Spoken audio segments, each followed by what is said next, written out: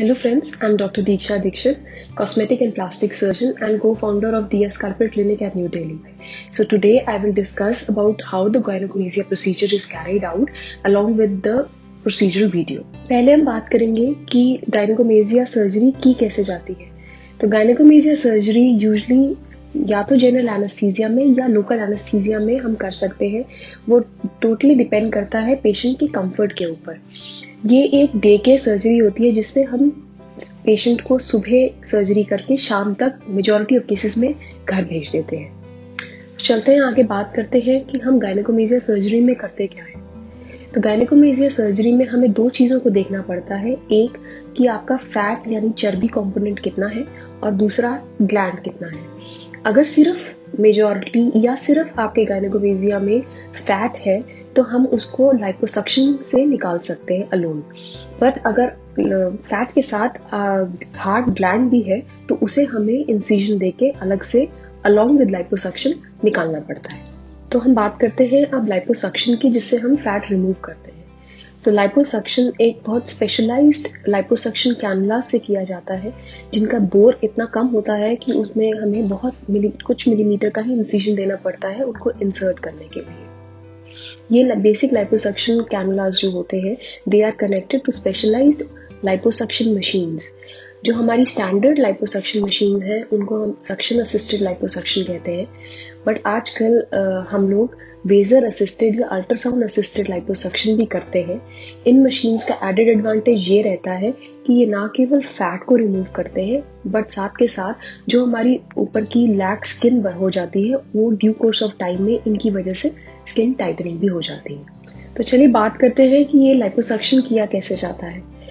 After anaesthesia हम पहले जो पार्ट प्रिपेयर करके उसके बाद हम थ्रू स्पेशल इन्फिल्ट्रेशन कैनुला, जिनका बोर इतना कम होता है कि हमें एक छोटा सा निक देना पड़ता है, उस निक से हम इन्फिल्ट्रेशन कैनुलास को इंसर्ट करते हैं और डिपेंडिंग अपॉन कितना वॉल्यूम ऑफ हमें फैट निकालना है हम उस एरिया में फ्लूइड इंजेक्ट करते हैं। इस फ्लूइड का ये एडेड एडवांटेज होता है कि एक तो फैट इमल्सिफाई या ब्रेक होता है और दूसरा हमारे को एक ब्लड लेस फील्ड मिलती है जिसमें कि हम प्योर फैट निकाल सकते हैं।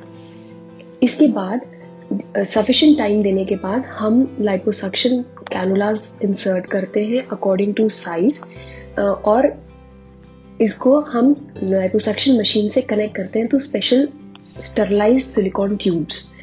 आफ्टर इन्फिल्ट्रेशन हम लाइपोसक्शन कैनुलास को उन्हीं स्मॉल इंसिजन्स से इंसर्ट करके फैनिंग टेक्निक के साथ हम लाइपोसक्शन करते हैं, जिसमें कि पहले फैट को हम चर्न करते हैं, ब्रेक करते हैं और फिर उन्हीं लाइपोसक्शन कैनुलास से हम सक आउट कर लेते हैं। ये प्रोसीजर बिल्कुल ही सेफ है और एक स्टेराइल तरीके से किया जाता है। सफिशिएंट लाइपोसक्शन करने के बाद हम ये चेक करते हैं कि हमारा गायनेकोमेसिया में रेसिडुअल ग्लैंड बचा है कि नहीं।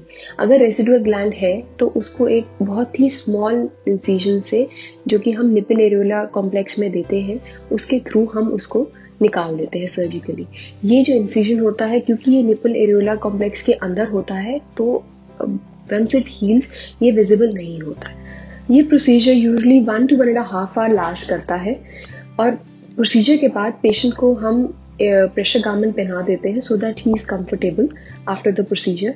एंड 6 to 8 आवर्स के बाद जब पेशेंट कंफर्टेबली एनेस्थीसिया से बाहर आता है तो ही कैन बी डिस्चार्ज्ड। गायनेकोमेसिया एक बहुत ही common safe day care surgery है and if done by an expert results अच्छे लॉन्ग लास्टिंग होते हैं। आई होप इस वीडियो से आपकी सारी प्रोसीजर रिलेटेड क्वेरीज सॉल्व हो गई होगी। अगर आपको कोई फर्दर इंफॉर्मेशन गायनेकोमेसिया से या और कोई प्लास्टिक सर्जरी रिलेटेड प्रोसीजर्स के बारे में अगर आपको जानकारी लेनी है तो you can also subscribe to our YouTube channel और हमें लिख भी सकते हैं ताकि हम आपकी फर्दर क्वेरीज सॉल्व कर सकें। We will be very happy to help you.